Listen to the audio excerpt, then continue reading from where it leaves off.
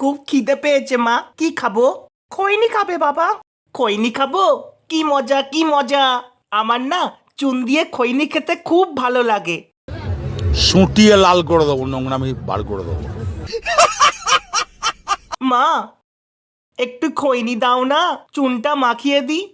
দিচ্ছি বাবা, আগে আমি খেয়ে নি। মা, তুমি আমার দোয়ার নাম করে নিজে মেরে দিচ্ছ।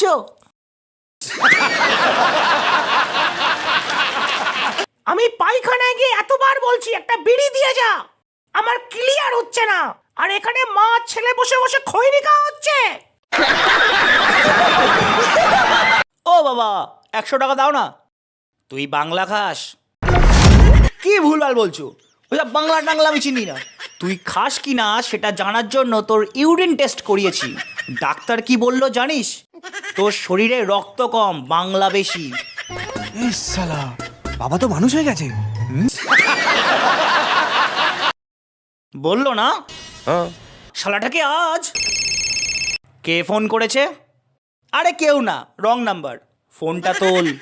আরে উত্তম, আজ তোর বাংলা খাওয়ানোর পালা ভাই।